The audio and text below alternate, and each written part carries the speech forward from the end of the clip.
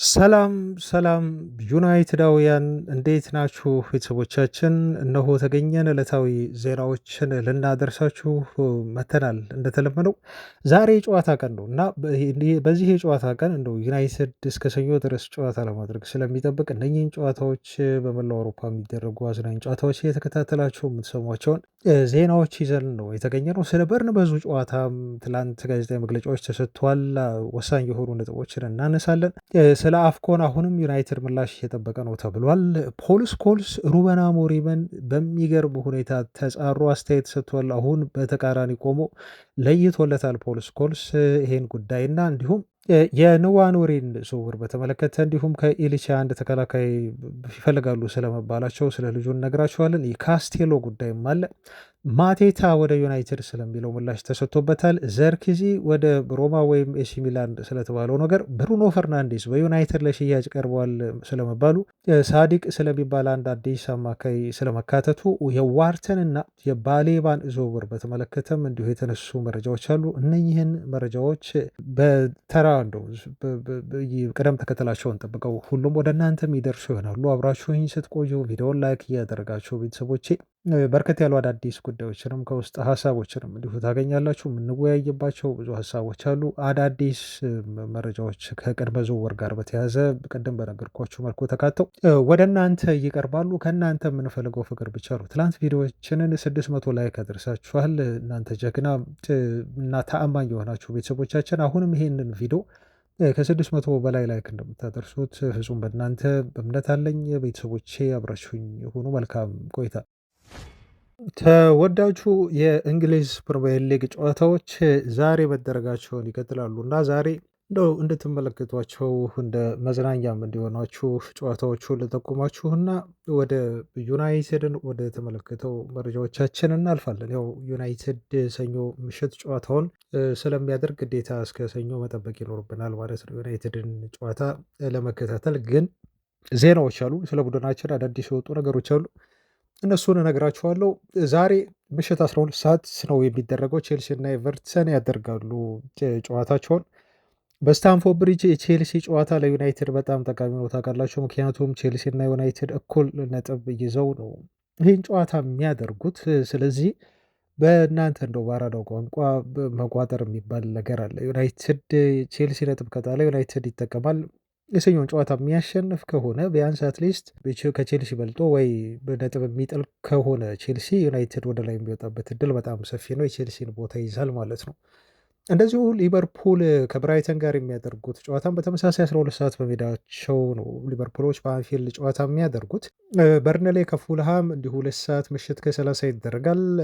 የሊጉ መሪ አርሰናል ምሽት 5 ሰዓት እንዲሁ ከወልቭስ ጋር የሚያደርገው ጨዋታ የዛሬ መርሃ ግብር ናቸው። እንጠቁማችሁ በሚል ነው ቤተሰቦች። በቀጥታ አሁን ወደ ዩናይትድን የተመለከቱ መረጃዎችን ስናደርስ ትላንት ሩበን አሞሪም ጋዜጣዊ መግለጫ ሲሰጥ ነበር እና በዚህ ጋዜጣዊ መግለጫው ላይ ካነሳቸው ጉዳዮች መካከል አንኳር የተባሉትን ላንሳ። አሞሪም ሃሪ ማጉዌር፣ ማቲያስ ዴሊክት በጨዋታው ላይ በእርግጠኝነት እንደማይኖሩ ተናግሯል። ሁለቱ ተጫዋቾች ጨዋታው ያመልጣቸዋል የሰኞ በእርግጠኝነት ይህ 100% የተረጋገጠ ነው። አሞሪም ይሄን ጉዳይ አስቀምጦታል። ቤንጃሚን ሼሽኮ ግን አጠራጣሪ ነው ተብሏል። አንዳንዶች ተጫዋቹ ህመም ነው የገጠመው ተብሏል። ይሄ ከእግር ኳሱ ከጉልበቱ ጉዳት ውጭ ትንሽ የሆድ ህመም እንደገጠመው ነው እየገለጹ የሚገኙት። ለዛ ነው እንጂ ተጫዋቹ ሙሉ ለሙሉ ከጉልበት ጉዳቱ አገግሞ ነበር እና ለበርንመዙ ጨዋታ እንደሚሰለፍ ነበር የሚጠበቀው፣ እንደሚሳተፍ ማለት ነው። አሁንም አሞሪም ሙሉ ለሙሉ ከጨዋታ ውጭ ያደርጉታል ተብሎ አይጠበቅም። ቢያንስ ቤንች ላይ ሊቀመጥ የሚችልበት እድል እንዳለ ነው ቤንጃሚን ሼሽኮ የተነገረው። ይሄ ለዩናይትድ መልካም ዜና ይመስለኛል። በተለይ ሼሽኮ የሰኞው ጨዋታ ላይ ሊሳተፍ ከሚችልባቸው እኔ ከማስበው ሴናሪዮ አንዱ ምንድን ነው፣ ስለ አፍሪካ ዋንጫ እናወራለን። በነገራቸው ላይ የዩናይትድ ሁለት ወሳኝ ተጫዋቾች የበርንመዙን ጨዋታ ያድርጎ ራሱ አሞሪም እርግጠኛ አይደለም። ዛሬ ነው የመጨረሻ ምላሽ እንጠብቃለን ከእግር ኳስ ፌዴሬሽኖቹ። ኢቨን የበርንመዙን ጨዋታ ለማድረግ የሚፈቅዱልን ከሆነ ብቻ ነው የምንጠቀማቸው እነኝን ተጫዋቾች፣ ያለበለዛ ልንለቃቸው እንገደዳለን፣ ለበርንመዝ ጨዋታም ላንጠቀማቸው እንችላለን በሚል አስተያየት ሰጥቷል አሞሪም። እና ምናልባት የእነኝህ የእግር ኳስ ፌዴሬሽኖች ምላሽ ጠብቆ አሞሪም የቤንጃሚን ሼሽኮ ላይ ውሳኔ ሊወስን ይችላል ማለት ነው። እና እንደው የፌዴሬሽኖቹ እምቢ ብለው የዩናይትድ ወሳኝ የሆኑት ተጫዋቾች በአፍሪካ ዋንጫ በርደመዝ ጨዋታን ሳያደርጉ የሚለቁቸው ከሆነ ዩናይትዶች ግዴታ ሼሽኮን አሞሪም እንዲጠቀም ሊገደድ የሚችልበት እድል አለ ማለት ነው። ይሄ የኔ ግምትና ሀሳብ ነው ቤተሰቦች። እና ትላንት የሩበን አሞሪም ጋዜጣዊ መግለጫ አጠቃላይ ዋነኛ ትኩረቶች እነኚህ ነበሩ። አሞሪም ስለ በርንመዝ ቲምም ተጠይቀው በጣም አስደናቂ የሆነ ቲም ነው ብለው ነው ምላሽ የሰጠው። በጣም ቶፕ የሆነ ቲም ነው ብሏል። የባለፉትን ሁለት የኦልትራፎርድ ጨዋታ 3-0 በሆነ ውጤት ነው በተመሳሳይ ያሸነፉት። የሚያስገርማችሁ ከአምስቱ ጨዋታ ከዩናይትድ ጋር ባለፉት ካደረጓቸው አብዛኛውን ጨዋታዎች አሸንፈዋል። በኦልትራፎርድ በተለይ 3-0 ባክ ቱ ባክ ነው ያሸነፉን እና ዩናይትድ አሁን ያንን ታሪክ ለመቀልበስና ይህን ታሪክ የሚበቀልበት ትክክለኛ ጊዜ ይመስለኛል። ቲሙ ካለው አሁን ወቅታዊ ብቃት አንጻር ፕላስ የበርንመዝ ቲም ከመዳከሙ አንጻር ማለት ነው። እነኛ ውጤቶች በኦልትራፎርድ ሰኞ ምሽት ይደገማሉ ተብሎ አይጠበቅም። ሩበን አሞሪም በጣም ምርጥ ቲም ነው በርንመዝ አሁንም ሲል መስክሯል። ቶፕ የሆነ ማናጀር አላቸው ሲል ነው ራዮላን እንዲሁ ያደነቀው። ስፔሻል የሆኑ ተጫዋቾችም እንዲሁ ክለቡ የያዘ መሆኑን ተከትሎ በተለይ ፊት መስመር ላይ ጨዋታው በቀላሉ የምናሸንፈው ጨዋታ አይደለም በሚል አሞሪም ተናግሯል። ግን ግዴታ ማሸነፍ አለብን፣ በተለይ ኦልትራፎርድ ከመጫወታችን አንጻር 3 ነጥብ ማግኘት ይኖርብናል ከጨዋታው በሚል ሩበን አሞሪም ይህን አስተያየት ሰጥቷል በትላንት ጋዜጣዊ መግለጫው ላይ። የበርንመዙ አሰልጣኝ ኢራዮላ በበኩሉ በኦልትራፎርድ መጫወት ለተጫዋቾች በጣም አስደሳች እንዲሁም ለአሰልጣኞች እጅግ የምንፈልገው እና ሁሌም ቢሆን የምንመኘው ነው። ቡድናችንን እየመራ በኦልትራፎርድ ማሰልጠን የትኛውም አሰልጣኝ ህልም ነው በሚል ተናግሮ የኦልትራፎርድን ድባብ እኔ በጣም ወደዋለሁ፣ ተጫዋቾቼም እንደሚደሰቱ በድባቡ እርግጠኛ ነኝ ሲል ነው አስተያየት የሰጠው። ማለት ራዮላ ዩናይትድ በጣም ምርጥ ቡድን እንደሆነ፣ በጣም ጥሩ ተጫዋቾች ክለቡ እንዳሉት፣ አስደናቂ ጨዋታም እንደሚጫወቱ ዩናይትድን አድንቆ አስተያየቱን ሰጥቷል ማለት ነው። ከጨዋታው በፊት እነኚህ ናቸው እንግዲህ በሁለቱ ቡድን አሰልጣኞች የተሰጡ የጋዜጣዊ መግለጫ አንኳር ሀሳቦች። ስለ ጨዋታው አንዳንድ ነጥቦችን በዚህ መልኩ ካነሳሁ ዘንዳ ቅድም እንደነገርኳችሁ በአፍሪካ ዋንጫ ምክንያት አሞሪም ዛሬ የመጨረሻ ምላሽ እጠብቀዋለሁ ሲል ተናግሯል። እነ ማዝራዊ እና ብሪያን ምቡሞ እና አማድ ዲያሎ በበርንማውዙ ጨዋታ ላይ ይሳተፉ አይሳተፉ የሚለውን ከፌዴሬሽኑ ነው ማለት ነው እንግዲህ ምላሽ የሚጠብቁት ከእግር ኳስ ፌዴሬሽኖች። ዛሬ ይህንን ምላሽ ካወቁ በኋላ በቲም ሴሌክሽናቸው ላይ ስለ ሰኞ ጨዋታ እንደዚሁ ቲሙን ሴታፕ በሚያደርጉበት በሚያዋቅሩበት መንገድ ላይ ዝግጅት እንደሚያደርጉ ነው የተገለጸው። ስለዚህ ይህን ዜና እየሰራንላችሁ ባለበት ሰዓት እስካሁን ድረስ የተጫዋቾቹ ዕጣ ፈንታ አልታወቀም። የሚታወቅ ከሆነ ያው ነገ ይታወቃል ተብሎ ይጠበቃል። በነገ ዜናችን እናደርሳቸዋለን ማለት ነው። አይ ቲንክ ለእኔ እንደውም አሁን ለአስቶን ቪላው ጨዋታ እየሰጋሁ መጥቻለሁ። ንግግር ሲያደርጉ እስከ አስቶን ቪላው ጨዋታ በተለይ ለብሪያን ምቡሞ እና ለአማድ ዲያሎ እንደሚነጋገሩ በግሌ እጠብቃለሁ። ምክንያቱም ዩናይትድ እነኝን ተጫዋቾች አትሊስት ለአስቶን ቪላው ጨዋታ ማግኘት መቻል አለበት እና ከተስማሙ እግር ኳስ ፌዴሬሽኑ ከተስማማ ፊፋ ዩናይትድን የሚከለክልበት ምንም ምክንያት የለም። ክለቡና እግር ኳስ ፌዴሬሽኖቻቸው መስማማት ብቻ ነው ማለት ነው የሚጠበቅባቸው እና ዩናይትድ እስከ አስቶን ቪላ እንደው አሁን ሳስበው ብዙም ተስፋ ያደረኩ አይደለም ቤተሰቦቼ። ስለዚህ ለበርንመዙ ጨዋታ እንዲመጡ እግር ኳስ ፌዴሬሽኖቻቸው ግፊት የሚያደርጉ ከሆነ ለአስቶን ቪላው ጨዋታ አስቸጋሪ ይሆናል። ኤኒዌይስ የሚሆነውን እናያለን። ግን ዩናይትድ በጣም ትልቅ ተጫዋች ነው የሚያጣው። ብሪያን ምቡሞ 7 ጎል ያስቆጠረ ለዩናይትድ ቶፕ ስኮረር ነው እስካሁን ድረስ በክለቡ። ከዛ ውጭ ሁለተኛው ቶፕ ስኮረር ብሩኖ ፈርናንዴዝ ነው፣ 4 ጎል አስቆጥሯል። ካሳሚሮ፣ ሜሰን ማውንት 3 አስቆጥሯል። ቤንጃሚን ሼሽኮ 2 እንዲሁም ሃሪ ማጉዌር 2 አስቆጥሯል። ጆሹዋ ዘርክዚ፣ አማድ፣ ማቲያስ ዴሊክት፣ ዲያጎ ዳሎ እና ማቲያስ ኩኛ እንዲሁ አንዳንድ አስቆጥሯል ማለት ነው እና የብሪያን ምቡሞ እና የአማድ ከክለቡ መለየት ቡድኑ ሊጎዳው እንደሚችል እሙን ነው። በፕሪሚየር ሊጉ ግን በርካታ ተጫዋቾችን ወደ አፍሪካ ዋንጫው በመላክ እንደው ቀዳሚ ክለብ የሆነው ሰንደርላንድ ነው። ቤተሰቦቻችን 6 ያህል ተጫዋቾች ከሰንደርላንድ በአፍሪካ ዋንጫ ምክንያት ብሔራዊ ቡድኖቻቸውን ይቀላቀላሉ። ሰንደርላንድ በጣም ሊጎዳ እንደሚችል ይገመታል። ማንቸስተር ዩናይትድ 3 ተጫዋቾችን ያጣል። ፉልሃም 3 ተጫዋቾችን ያጣል። 3ቱም ደግሞ ለናይጄሪያ ብሔራዊ ቡድን የሚጫወቱ ናቸው። በርንሌ 3 ተጫዋቾችን በተመሳሳይ ያጣል። ኖቲንግሃም ፎረስት 2 ያጣል። ኤቨርተን 2 ተጫዋቾችን ያጣል። ለጋና ብሔራዊ ቡድን የሚጫወቱ ናቸው። ብሬንትፎርድ 2 ተጫዋቾችን እንዲሁ ያጣል። ማንቸስተር ሲቲ 2 ተጫዋቾችን፣ ቶተንሃም 2 ተጫዋቾችን፣ ዌስትሃም 2 ተጫዋቾችን፣ ወልቭስ 2 ተጫዋቾችን፣ ብራይተን 2 ተጫዋቾችን እንደዚሁም ክሪስታል ፓላስ 2 ተጫዋቾችን በማጣት እንግዲህ በፕሪሚየር ሊጉ በርካታ የአፍሪካዊ የሆኑ ተጫዋቾች ቡድናቸውን በቀጣዮቹ ሳምንታት በአፍሪካ ዋንጫ ምክንያት የማያገለግሉ መሆኑ ከወዲሁ ተረጋግጧል ማለት ነው። ቀጥለናል። የዩናይትድን እንደው መረጃዎች ትላንት ስመለከት ብዙ መረጃዎችን እንዲሁ ለመሰብሰብ ጥረት ሳደርግ ነበር እና ትላንት እንደው ከዚህ በፊት አውርቼበታለሁ። መድገም ግን አይሆንብኝም ዛሬ። ለምንድን ነው እንዲህ የምላቸው? ስለ ዩናይትድ ሌጀንድ ተጫዋቾች እና ስለ ሩበን አሞሪም ነው አሁን ማወራችሁ። በተለይ ዛሬ ፎከስ የማደርገው አሁን ስለ ፖል ስኮልስ ነው። በተቻለ መጠን እንደው ፈጠን ፈጠን ብዬ ላቅርበው።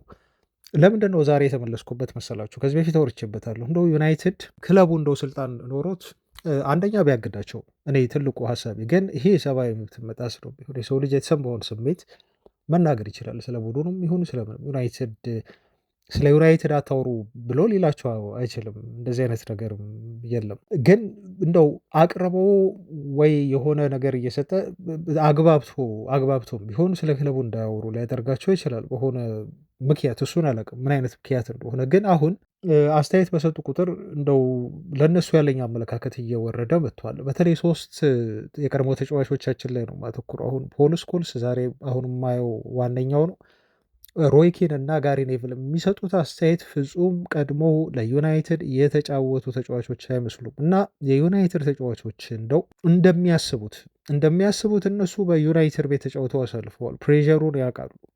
ለዩናይትድ መጫወት ምን ያህል ጫና ደጋፊው ምን ያህል እንደሚጠብቅ በደንብ አድርገው ይረዳሉ። እንዴት ተጫዋች ሆነው አሳልፈው ይሄን ጉዳይ እየተረዱ እኛን ለሚዲያውና ለደጋፊ አሳልፈው ይሰጡናል፣ ያጋልጡናል ብለው አንዳንድ ተጫዋቾች ኢቭን ለነኚህ ሰዎች ኢንተርቪው ሁሉ አናደርግም ብለው የዩናይትድ ተጫዋቾች አገዷቸዋል ተብሎ ተነግሯል። ባለፈው ነግሬያቸዋለሁ። እና አሁን ለመሰላችሁ ዛሬ የተመለስኩት እና ስለዚህ ጉዳዩ ማንሳት የፈለግኩት ፖል ስኮልስ ስለ ሩበን አሞሪም የሰጠው አስተያየት በጣም ስላስገረመኝ ነው። አሁን አፈጠጠ ስላችሁ በቃ ፊት ለፊት ፖል ስኮልስ እስካሁን ሊሸፍር የፈለገው ግን ስለ ዩናይትድ ኔጌቲቭ የሚያወራውን ነገር አሁን በይፋ አውጥቶ አስቀምጦታል። በቃ የሩበን አሞሪም ተቀናቃኝ ሆኗል።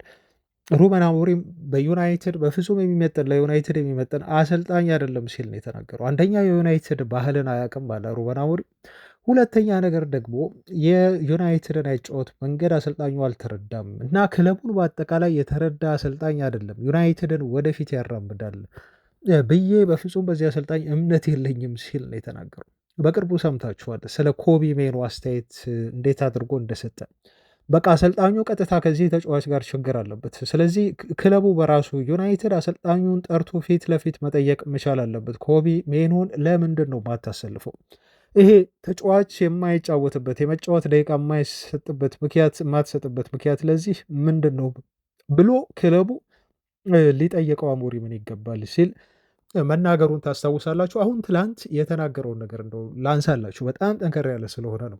አይ ቲንክ ይሄ አሰልጣኝ ማንቸስተር ዩናይትድን የተረዳ አይመስለኝም ይላል። ከዛ በኋላ ትክክለኛው ራይት ማን ቱ ማኔጅ ማንቸስተር ዩናይትድ ትክክለኛው ራይት ማን አይመስለኝም ሩበን አሞሪም በሚል ነው ፖል ስኮልስ የሚናገረው። ምላሹን ሲሰጥ ደግሞ ወይም ምክንያቱን ሲያቀርብ 2 ነገሮችን ያስቀምጣል። አንደኛ ስለ ፎርሜሽኑ ነው የሚያወራው።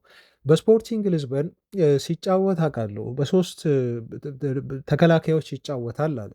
ነገር ግን ወደ ማንቸስተር ዩናይትድ ስትመጣ ይሄ የዩናይትድ ያጫወት ባህል አይደለም። እሱ በአንድ ጊዜ ዩናይትድ ያለፉትን 20 ዓመታትና ከዛ በላይ 25 ዓመታት የተጫወተበትን ያጫወት ሲስተም ነው መቀየር የፈለገው። ይሄ በዩናይትድ ብቻ አይደለም፣ በብዙ ቡድኖች የተለመደ ፎርሜሽን አይደለም አሞሪም የሚከተለው ሲል ነው የሚከራከረው። በዩናይትድ ቤት ያለው አጫወት ክለቡን ስኬታማ ያደረገው አጫወት ሁልጊዜም ቢሆን 4-4-2 ነው።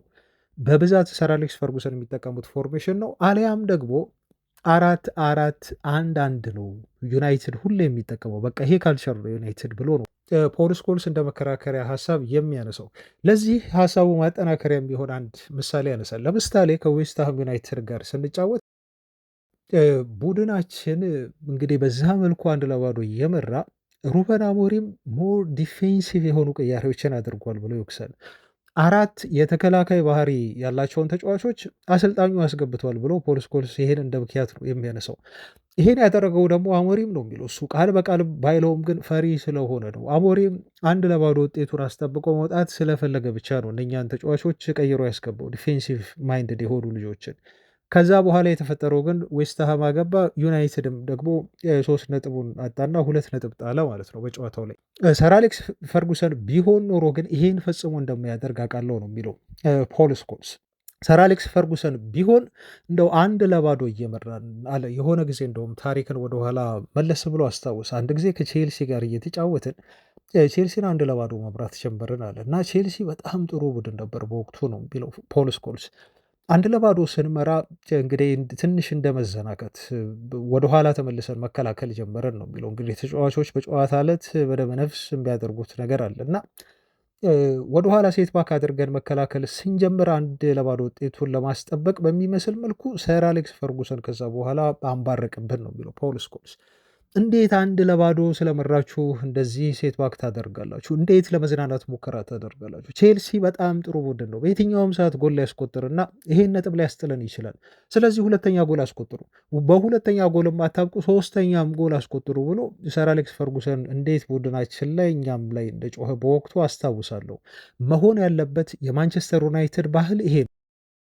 ሩበን አሞሪም 1-0 መራሁ ብሎ ተከላካዮችን ማስገባትና ያንን ውጤት አስጠብቆ ለመውጣት መጣር እንደዚህ አይነት ማይንድ ሊኖረው አይገባም እና እንደ አንድ መከራከሪያ እንደው አላርዝሞ ቤተሰቦች እና እንደ አንድ መከራከሪያ ያነሳው የአሰልጣኙ ክፍተት ይሄንን ነው ማለት ነው ቤተሰቦች። ሁለተኛ ነገር ደግሞ ያነሳበት ነገር ከፎርሜሽኑ ውጭ ያሉትን የዩናይትድ ታዳጊዎች እየገደለ ነው ብሎ ነው እሱ የሚናገረው። በስሪ ባክ በስሪ ሴንተር ባክ መጫወቱን አይወደውም። አንድ ሁለተኛ ነገር ደግሞ ይሄ አሰልጣኝ የዩናይትድን ካልቸር የተረዳ አይመስለኝም። ዩናይትድ ከአካዳሚ ተጫዋቾችን በማሳደግ ለነኚህ ተሰጥኦ ላላቸው ተጫዋቾች የመጫወት እድልን የሚሰጥ ቡድን ነው። ይሄ ላለፉት 2-3 ዲኬዶች በዩናይትድ ቤት እንደ ባህል የሚታይ ዩናይትድ በየአመቱ እንደውም አዳዲስ ተሰጥኦ ያላቸውን ተጫዋቾች የሚያስተዋውቅ ቡድን ነው። በታሪክ ዩናይትድን የሚያክል የለም። ከድሮ ጀምሮ ይሄን በማድረግ ይታወቃል። በተለይ በፈርጉሰን ዘመን እና ማንቸስተር ዩናይትድ በሰር አሌክስ ፈርጉሰን ዘመን 89 ያህሉ ታዳጊ ተጫዋቾችን በሰር አሌክስ የመጀመሪያ የመጫወት እድል ተሰጥቷቸዋል። 89 ታዳጊ ተጫዋቾች ከሌላ ክለብ ሳይፈርሙ ከክለቡ አካዳሚ ተገኝተው በሰር አሌክስ ፈርጉሰን የመጫወት እድል ወይም የመጀመሪያ ዩናይትድ መጫወት እድል የተሰጣቸው ተጫዋቾች ናቸው 89 ማለት ነው። እና 27 ዓመታት በዩናይትድ ቤት በአሰልጣኝነት ሲቆይ ለ89 ተጫዋቾች እድል ሰጥቷል። አንዳንዶቹ በጣም ስኬታማ ሆኗል። ፈርጊ ቤቢስ ከሚባሉት ከነኛ ከአምስቱ ተጫዋቾች በተለይ በጣም ፌመስ ናቸው። አሁን እንደዚህ አስተያየት እየሰጡ ዩናይትድን እያሰቃዩ ያሉት ከውጭ ለዩናይትድ ውጤት ማጣት እና ለክለቡ አለመረጋጋት እንደ አንድ ምክንያት ተደርገው እየታዩ ካሉ ተጫዋቾች የቀድሞ መካከል አንደኛው ነው እና ሩበን አሞሪም ግን ይሄን እያደረገ አይደለም። ከዚህ ይልቅ በተቃራኒ በዩናይትድ ቤት ታለንት ያላቸውን ተጫዋቾች ከክለቡ እንዲለቁ እያደረገ ወይም ደግሞ ያሉትም ያላቸውን ታለንት እንዲጠፋ እያደረገ ነው ብሎ ነው እሱ የሚወቅሰው ማለት ነው። ለምሳሌ ወደ ቼልሲ ያበራውን ጋርናቾን እንደ አንድ ምሳሌ ያነሳል። እንደ አሁን ለባርሴሎና እየተጫወተ የሚገኙ እንደዚሁ ማርከስ ራሽፎርድን ያነሳል። በተለይ ደግሞ ሰሞኑን ሲወቅሰው የነበረው ያነሳበት አንዱ ተጫዋች ኮቢ ሜኖን ነው ማለት ነው እና ይሄን ይመስላል በአጠቃላይ ማለት ነው። ፖል ስኮልስ የሰጠው አስተያየት በጣም ጠንካራ ነው ቤተሰቦቼ።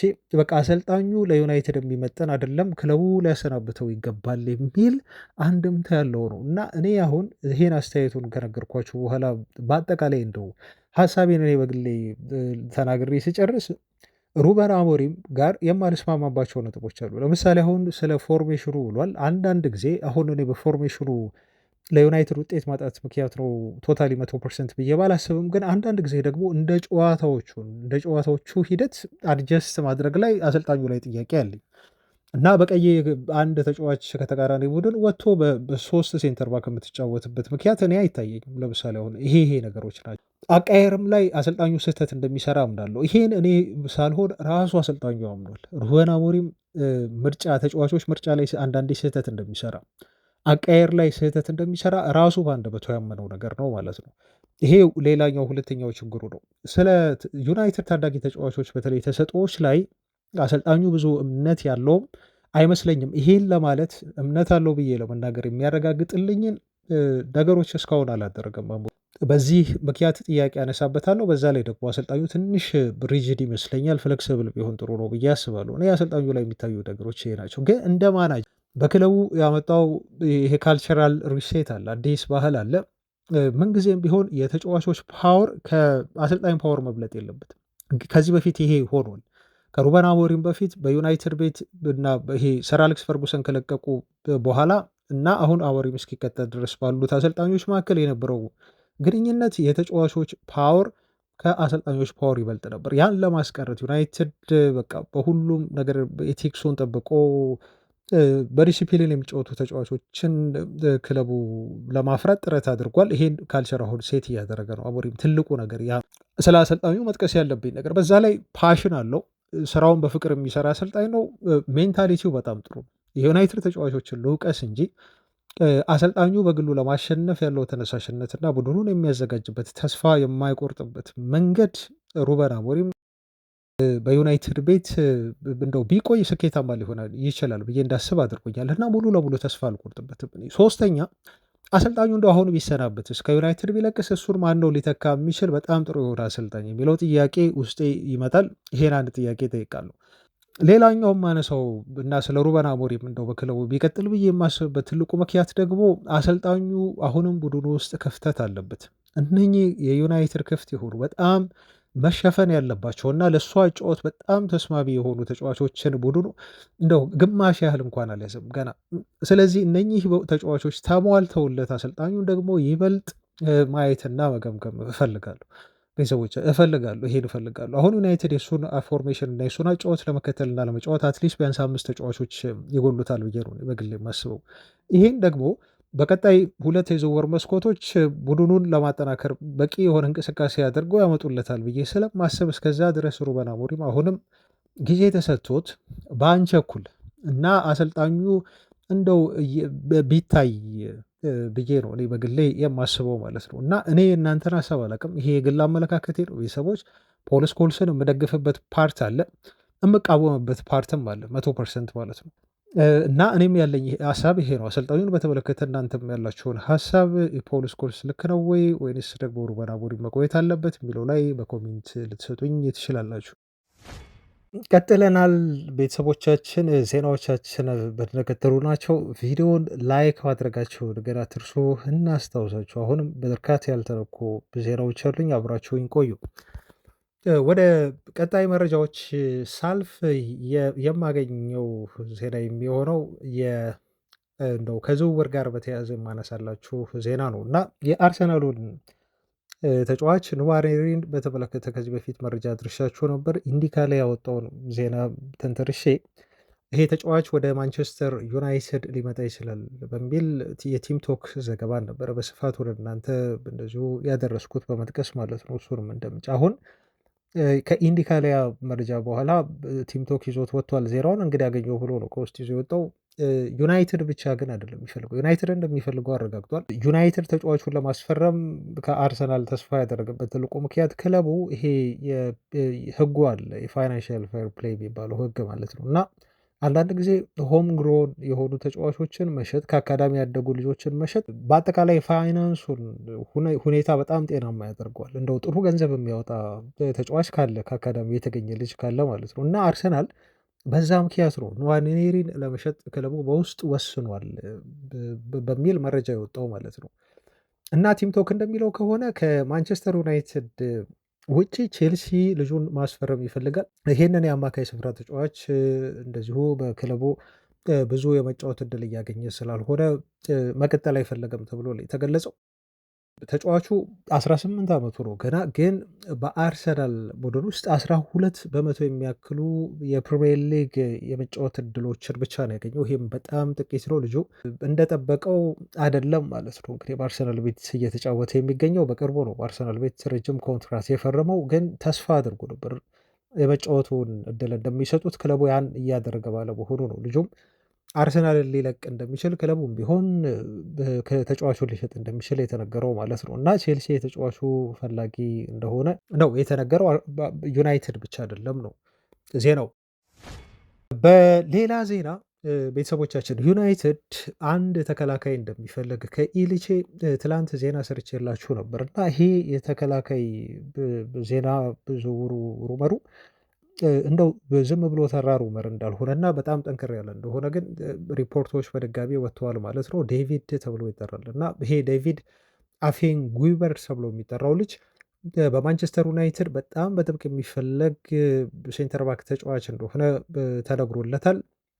ዩናይትድ ብቻ አይደለም የሚፈልጉ ይህን ልጅም ተብሏል። ሌሎች ትልልቅ ክለቦች የዚህ ሴንተር ባክ አድናቂ እና የዚህ ሴንተር ባክ ፈላጊ ናቸው ተብሎ ነው የተገለጸው። በተለይ ማንቸስተር ዩናይትድ በክለቡ ላይ ያዘው የረዥም ጊዜ ፕሮጀክት እንዲሁ አካል መሆን ይችላል፣ ትልቅ ተሰጥኦ ያለው ተከላካይ ነው ብሎ ክለቡ ይዞታል ነው የተባለው። በባለፉት ጥቂት ሳምንታት በተለይ ተጫዋቹ የሚያደርጋቸውን እንቅስቃሴዎች በሙሉ ዩናይትዶች ምልማዮቻቸውን በመላክ በእጅጉን ገምግመውታል ልጁን ተብሎ ነው የተገለጸው።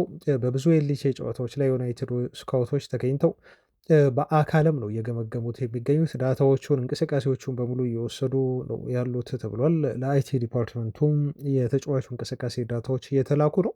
ሲላኩ ታዲያ እነኚህ ዳታዎች የሚጠቁሙት ተጫዋቹ በጣም ጠንካራ ታለንት ያለው ልጅ መሆኑን ነው ቁጥራዊ መረጃዎቹ የሚያመላክቱት ተብሎ ነው የተነገረው ማለት ነው። እና የስካውቲንግ ዲፓርትመንቱ በተደጋጋሚ ጊዜ ይሄን ልጅ ችላ አትበሉት፣ ይሄን ልጅ ተመልከቱት፣ ይሄን ልጅ አስፈርሙት የሚል መልእክት ወደ ዩናይትድ ይላካል ተብሎ ተገልጿል። የማንቸስተር ዩናይትድ ቦርድ ውሳኔ ያሳልፋል ተብሎ ይጠበቃል። እንደምታውቁት አድቫንስድ የሆነ ንግግር ከመጀመሩ በፊት ዩናይትድ በየሳምንቱ የክለቡ አመራር ዊልኮክስ እንደተናገሩት ስብሰባ አላቸው። በየሳምንቱ የሚፈልጓቸው ተጫዋቾች እነማን እንደሆኑ ከመላው ዓለም ሪፖርት ያደርጋሉ። ስካውቶች ይወያያሉ። ከዛ በኋላ እዚህ ልጅ ላይ እንሂድበት፣ እዚህ ልጅ ላይ እንግፋበት በሚል በጋራ ውሳኔ ያሳልፋሉ እና አሁን ክለቡ እዛ ደረጃ ላይ ደርሷል ተብሏል እና ይሄን ልጅ ለማዛወር ገፍተን እንሂድ የሚለው ላይ እና ከክለቡ ጋር ከወዲሁ ድርድር ማድረግ ላይ የመጨረሻ ውሳኔ ያሳልፋሉ ተብሎ ነው እየተጠበቀ የሚገኘው ማለት ነው። እና ይሄ ልጅ ወደ ማንቸስተር ዩናይትድ ሊመጣ ይችላል የሚለው ዜና በጣም ሲሪየስ የሆነ ዜና ሆኗል። በሌላ ታዳጊ እና ፍጹም ትልቅ ተሰጥኦ አለው ተብሎ እየተነገረለት ያለ ተጫዋች ከዚህ በፊትም እኔ ዜናውን አድርሳችኋለሁ። ከትላንት በስቲያ በነበረን ዜና ላይ ሊጋ ዲኩንቶ ተጫዋች የሆነው ኤደርሰን ካስቲሎ የተባለ ልጅ ነው። የአማካይ ስፍራ ተጫዋች ነው እና ዩናይትድ ይሄ ልጅ ለማስፈረም አሁን ይፋዊ የሆነ ንግግር ጀምሯል የሚል ሪፖርት መሰማት ጀምሯል አሁን እና ፈላጊ ክለቦቹ በተለይ ደግሞ በጣም በርካታ ናቸው። ዩናይትዶች እንደው እነኚህ የሚፈልጉትን በአትሌቲኮ ማድሪድ በተለይ ጠንካራ ፍላጎት አላቸው የተባሉ እነ ባየር ሙኒክ እና አንደርሌክትን የመሳሰሉ ክለቦች ናቸው እና ከነኚህ ክለቦች ቀድሞ ልጁን ለማግኘት ጥረት እያደረጉ እንደሆነ ነው እየተገለጸ የሚገኘው ማለት ነው። ለዛም ነው ቀደም ብለው ተጫዋቹን በሚያስፈርሙበት ሁኔታ ድርድር እያደረጉ የሚገኙት ዩናይትዶች እየተነጋገሩ እንደሆነ የተገለጸው። ልጁን በሁለት ነው የሚያወት ተብሏል። የሁለት ተጫዋቾችን ጥምር የሆነ ሚክስ የሆነ ታለንት ያለው ብለው ነው ዩናይትዶች ያሰቡት። አንደኛው የንጎሎ ካንቴን የመከላከል ጥበብ ይዘዋል ብለው ያስባሉ።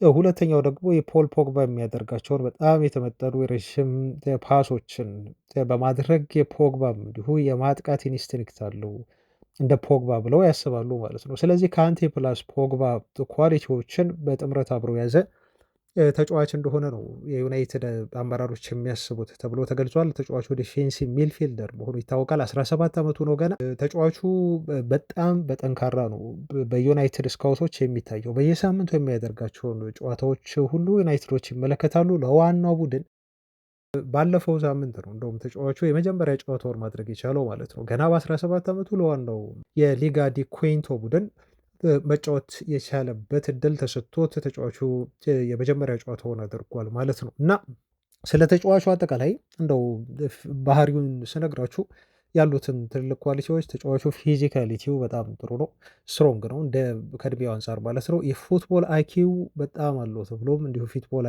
አይኪው ይሞካሽለታል። ፕሮፌሽናል የሆነ ፖዚሽናል የሆነ አዌርነስም አለው ተጫዋቹ ተብሎ ይነገርለታል። ታክል ማድረግም ላይ እንዲሁ ጥሩ ነው። የፓሲንግ አቢሊቲ ቅድም ከፖግባ ጋር ይዤላችኋለሁ። ስለ ታክል ስናወራ ደግሞ ከካንቴ ጋር የተያዘ ጥሩ ኳሊቲ ያለው እንዲሁም ወርክ ሬቱ በራሱ ልጁ በጣም ጥሩ ነው ተብሎ ነው እንግዲህ አዲሱ ካሴዶ እያሉ እየጠሩት የሚገኙት የዛው ያገሩ ልጅ ነው ደግሞ ይሄ ልጅ። ስለዚህ አዲሱ ካሴዶ ይሉታል። ኢንቴሊጀንት ነው፣ ቨርሳታይል ዲፌንሲቭ ሚድፊልደር ነው ተጫዋቹ። በማጥቃትም እንዲሁም በመከላከልም በጣም በጥሩ ደረጃ በብቃት መጫወት የሚችል ነው።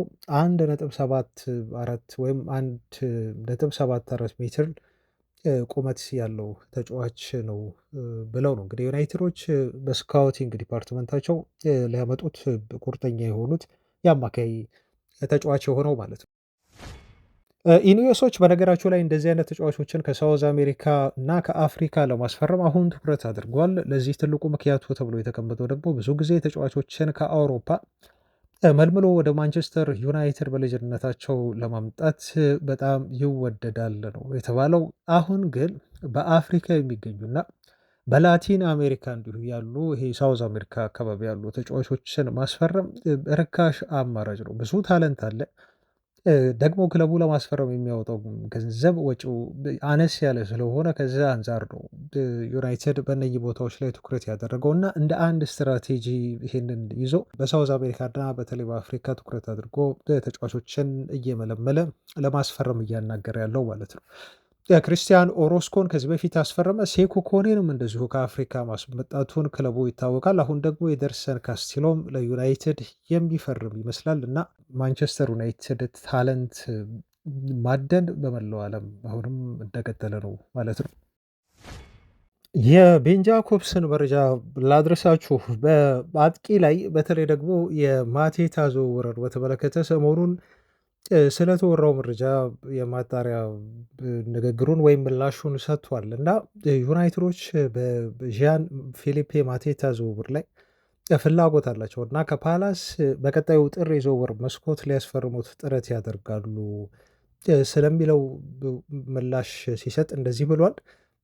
የተጫዋቹ አሁን ባለኝ መረጃ መሰረት የተጫዋቹ ሞስት ፕሮባብል የሆነ ዴስቲኔሽን እንግሊዝ ላሉ ክለቦች ሳይሆን ወደ ሴሪያ ወደ ጣሊያን ያመዘነ ነው በሚል ነው እሱ ምላሽ የሰጠው።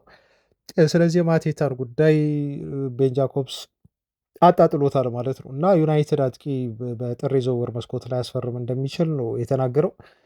ተጫዋቹ የልቀቁኝ ደብዳቤ ያስገባል ለፓላስ ጥር ላይ እንዲለቁት በ40 ሚሊዮን ፓውንድ ተጫዋቹ በክለቡ ለሽያጭ እንደቀረበና ምናልባት የሚለቅ ከሆነ እንደው ማቴታ የሚመጣው ወደ ዩናይትድ ሳይሆን ግን ወደ ጣሊያን ሴሪያ ክለቦች ነው ብሎ ነው ማለት ነው ቤን ጃኮብስ በዚህ መልኩ ምላሽ የሰጠው ማለት ነው። እና እዚህ ጋር ሲናገር በግልጽ ሲያስቀምጥ በጥር የዝውውር መስኮት ዩናይትዶች የ9 ቁጥር ተጫዋች ባያመጡም ነው እሱ የሚለው እና እድል የላቸውም ነው የሚለው። ቶታሊ ባያጣጥለውም ግን ያው የ9 ቁጥር ተጫዋች ዩናይትዶች የሚያስፈርሙ ወይም የሚያመጡ አይመስለኝም ነው ሲል የተናገረው። ነገር ግን ጥር ላይ እንደው ተጫዋች የሚያዘዋውሩ ከሆነ ሊያመጡ የሚችሉት የአማካይ ስፍራ ተጫዋች ነው እንጂ የፊት መስመር ላይ ያተኩራሉ የሚል እምነት የለኝም ሲል እንዲሁ የማጠናከሪያ ንግግሩን ተናግሯል ማለት ነው። ምናልባት በጥር የዝውውር መስኮት ዩናይትድ አጥቂ ሊያመጣ የሚችልበት እድል ካለም ሊኖር የሚችለው ዘርክዚ ክለቡን ከለቀቀ ብቻ ነው በሚል ነው ቤን ጃኮብስ የተናገረው ማለት ነው። እና በዘርክዚ ጉዳይ በነገራችሁ ላይ ሮማዎች ተጫዋቹን ለማስፈረም ጥያቄ ማቅረባቸውን በውሰታውን ስጡን ከዛ በቋሚ ኮንትራት እናስፈርመው ወደ አውሮፓ ሻምፒዮንስ ሊግ ምንሳተፍ ከሆነ በሚል ይህን ጥያቄ አቅርበው ግን ዩናይትድ ቶታሊ ውድቅ አድርጎባቸዋል። ሮማ ብቻ አይደለም ሌላኛው እንዲሁ የጣሊያን ክለብ የዚህን ተጫዋች የውሰት ውል ይፈልጋል።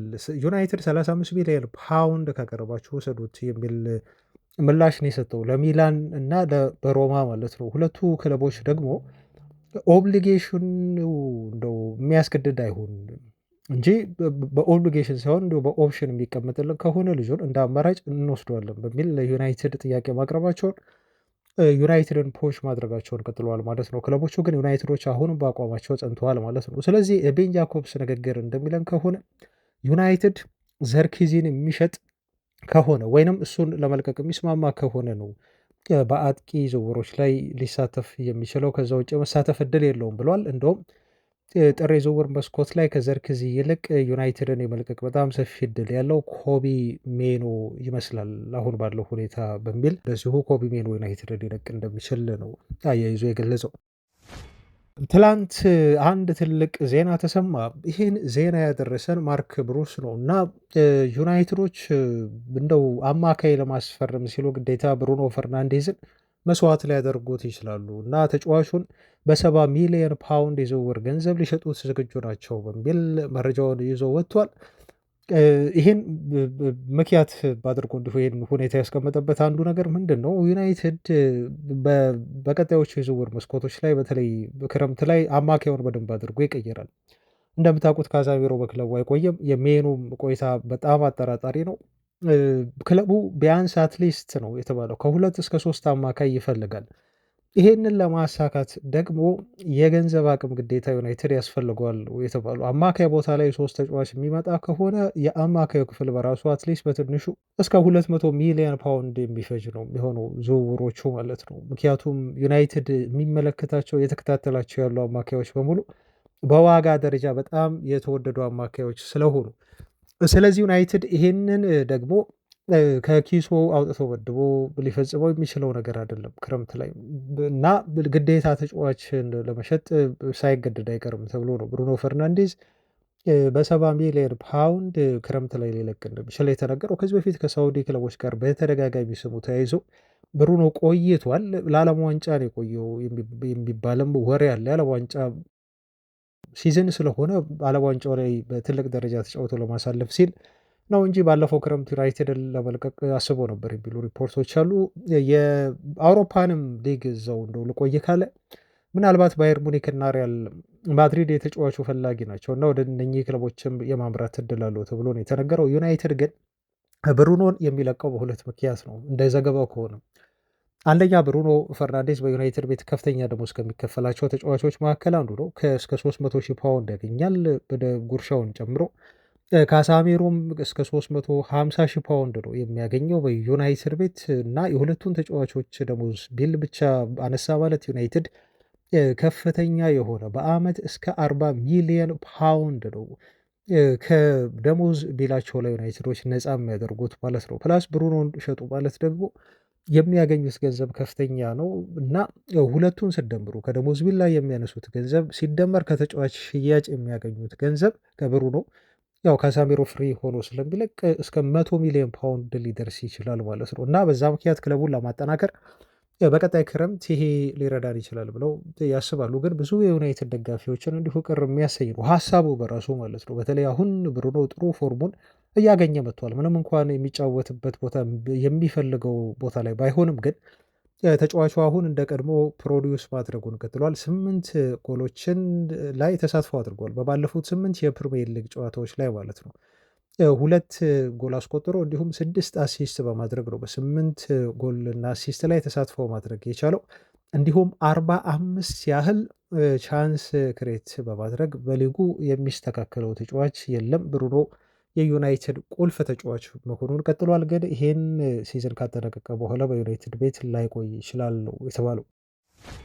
ዩናይትዶች በአማካይ ግዢ ዝርዝራቸው ውስጥ ትላንትና ታይለር አደምስን እንዳስገቡት መናገራችን ይታወሳል። ቤን ጃኮብስን መረጃ መሰረት አድርገን አሁን ደግሞ ዛሬ ሳዲክ የተባለ አዲስ ተጫዋች እንዲሁ በዝርዝራቸው ውስጥ እንዳካተቱ ተገልጿል። ለሰንደርላንድ የሚጫወት የአማካይ ስፍራ ተጫዋች ነው። ሙሉ ስሙ ኖ ሳዲክ ተብሎ ይጠራል። ተጫዋቹን ለማስፈረም አሁን አይደለም ዩናይትዶች በዝርዝራቸው ውስጥ የያዙትና እንቅስቃሴ ማድረግ የጀመሩት ከዚህ ቀደም ልጁን እንደው በይፋ አሁን ቢያካትቱትም ግን የልጁን ወኪሎች ለማናገር ሙከራ አድርጓል በተጫዋቹ ዝውውር ዙሪያ ባለፈው ክረምት ላይ ተብሎ ተነግሯል። ስለዚህ ለዩናይትድ አዲስ አይደለም ማለት ነው። ሲከታተሉት የቆየ የአማካይ ስፍራ ተጫዋች ነው። ትልቁ የዩናይትድ ዝውውሩ ላይ እንቅፋት የሚሆነው ግን የቼልሲ ፍላጎት ነው። ቼልሲዎችም ተቀላቅለዋል ፉክክሩን ከዩናይትድ ጋር ተብሏል። እንደውም ክለቡን ሰንደርላንድ ሁሉ ሳይቀር ሰማያዊዎቹ ተጫዋቹን ስለሚያስፈርሙበት ሁኔታ እና ስለ ዋጋው መሸጫ ዋጋው ሁሉ ጥያቄ እንዳቀረቡ መረጃዎችን እንደሰበሰቡና ኢንኳየር እንዳደረጉ ነው ቼልሲዎች የተነገረው። ዩናይትድም ይህን ተጫዋች ለማስፈረም ምናልባት ርካሽ አማራጭ ብሎ ከያዛቸው እነ ታይለር አዳምስ፣ ጆዋው ጎሜዝ አይነት ተጫዋቾች መካከል አንዱ አድርጎ ክለቡ እንዳካተተው ነው የተነገረው። እንደ ቲምቶክ ዘገባ ከሆነ ደግሞ 70 ሚሊዮን ፓውንድ ሂሳብ አሚን 87 ሚሊዮን ፓውንድ ሂሳብ ወይም ደግሞ 100 ሚሊዮን ዩሮ ሂሳብ ዩናይትዶች ለክሪስታል ፓላስ ጥር የዝውውር መስኮት ላይ አደም ዋርተንን ለማስፈረም ያቀርባሉ ሲል ትላንት ቲምቶክ ዘግቧል። ቁጥር 1 የዝውውር ኢላማ አድርገውታል ነው የሚለን። ከዚህ በፊት ኤሊዮት አንደርሰን ተብሎ ሲነገር ነበር። አሁን ግን አደም ዋርተንን እንደዚህ ቲምቶክ ዘገባ ከሆነ ቁጥር 1 የአማካይ ስፍራ ኢላማ አድርገውታል ብሎ ነው የዘገበው። ትላንት በጥር ነው ታዲያ ለዚህ ተጫዋች ዝውውር ክሪስታል ፓላሶች ፈቃደኛ ይሆናሉ 87 ወይም 100 ሚሊዮን ዩሮ ሂሳብ የምናቀርብላቸው ከሆነ በሚል ተስፋ አድርገው ለተጫዋቹ ይሄን ያህል ገንዘብ በይፋ ለፓላስ ለማቅረብ ዝግጁ ናቸው ተብሎ ተገልጿል። አሁን እንግዲህ ፓላሶች ይህን ገንዘብ ይቀበሉታል አይቀበሉትም አይዶኖ ቤተሰቦቻችን እርግጠኛ መሆን አይቻልም። ከዚህ በላይ ሊጠይቁ እንደሚችሉም ማሰብ ትችላላችሁ። ፕላስ ሚድ እንደዚህ በሲዝን አጋማሽ ላይ ደግሞ ተጫዋቹን ለመልቀቅ ለዩናይትድ ፈቃደኛ ናቸው ወይ የሚለውና የራሱ የተጫዋቹ ፍላጎት ምንድን ነው የሚለው ግን በቀጣይ በትልቁ ምላሽ የሚፈልግ ጉዳይ ነው ማለት ነው። ዝውውሩ እንዲሳካ ካስፈለገ ግን በቀላሉ የአደም ዋርተን ዝውውር የሚሳካ አይመስለኝም። ለማንኛውም ዩናይትዶች ጥረት ማድረጋቸውን ይቀጥላሉ ተብሎ ተገልጿል። በመጨረሻ እዚህ ጋር ግን የአንዲ ኮለን አስተያየት ልንገራቸው እና ዩናይትድ በቀጣይ ሲዝን በጣም አስፈሪ ቡድን ይሆናል። ለቶፕ ፎር ብቻ አይደለም የሚጫወተው የፕሪሚየር ሊጉን ዋንጫ ለማንሳት የሚፎካከር ቡድን ይሆናል ሲል አስተያየቱን ሰጥቷል። አትሊስት ቢያንስ ከፖል ስኮልስ ይሻላል። ቤተሰቦች እንደው እንደዚህ አይነት ፖዘቲቭ የሆኑ ኢነርጂዎችን የሚሰጡ አስተያየቶችን የሚሰጡ የዩናይትድ የቀድሞ ተጫዋቾች ይመቻቸው እና አንዲ ኮል ምን መሰላችሁ ያለው እውነታው ይሄ ነው አለ። ዩናይትዶች አሁን ወደ ቀድሞ ከፍታቸው ለመመለስ ምንም እየተዘናጉ አይደለም ነው እሱ የሚለው። ሁሉንም ስራ እየሰሩ ነው የሚገኙት፣ ፕሎት እያደረጉ ነው የሚገኙት፣ እያቀዱ እየተንቀሳቀሱ ነው ያሉት። አሞሪም አንድ አማካይ ለማስፈረም ጠይቋል የሚል ወሬ ወይንም ዜናዎችን እንሰማለን ብሏል። ነገር ግን እኔ እንደማምነው ከሆነ ዩናይትድ አሁን እየገነባ ያለው በኢኒዮስ አማካኝነት ጦር ነው ለመገንባት ጥረት እያደረገ ነው እንጂ አንድ አማካይ ብቻ ለማስፈረም ወደ ገበያ እየወጣ አይደለም። እነ ባሌባ አለ ኤሊዮት አንደርሰን እንደዚሁም ሴሜኒዮን የመሳሰሉ ተጫዋቾች ከክለቡ ጋር እሱ እንደሚለው ከሆነ እንግዲህ መረጃው አለው ማለት ነው። ለክለቡ ቅርብ የሆኑ ሰዎች ጋር ኮንታክት አለው። ስለዚህ እነኚህን ተጫዋቾች ነው ክለቡ በዝውውር እየፈለገ ያለው ለማምጣት እያደናቸው ያለው። ይሄ ደግሞ ጦር ከመገንባት አይተናነስም ነው የሚለው። አንድ ከፍተኛ ደረጃ ተዋጊ የሆነ ጦር እንደመገንባት ነው ብሎ እሱ የሚናገረው እና እነኚህ ሶስት ተጫዋቾች በተለይ ወደ ማንቸስተር ዩናይትድ የሚመጡ ከሆነ ይሄ ለፕሪሚየር ሊግ ክለቦች ትልቅ መልእክት ያስተላልፋል። በቀጣይ ሲዝን የምንጫወተው ወይም የምንመጣው ለቶፕ ፎር ሳይሆን የፕሪሚየር ሊጉን ዋንጫ ለማንሳት በቀጣዮቹ ዓመታት በሊጉ ዶሚናንት ለመሆን ነው የምንመጣው የሚል መልእክት ያስተላልፋል። ዩናይትዶች እነዚህን ተጫዋቾች ካስፈረሙ በሚል ነው አንዲ ኮል ቀጣዩ ማንቸስተር ዩናይትድ የቀጣይ ሲዝን ላይ ያለው በጣም አስፈሪ እና ለሊጉ ዋንጫ ተፎካካሪ የሚሆን ቡድን እንደሚሆን የተናገረው ማለት ነው። ቤተሰቦች ለዛሬ ያስኩላችሁ መረጃዎች እነኝህን ይመስላሉ። አብራችሁኝ ስለነበራችሁ እስካሁን በሀሳብ አስተያየቶቻችሁ እንዲሁም ላይክ በማድረግ ከጎናችን ሁሌም ለሆናችሁ ታማኝ አድማጮቻችን ከልብ እናመሰግናለን። ነገም ቼክ አድርጎን አዲስ ነገር ካለ ይዘን እንገኛለን። ቤተሰቦቻችን መልካም ጨዋታ መልካም መዝናኛ የሆንላችሁ። ሰላም ሁኑ ባይ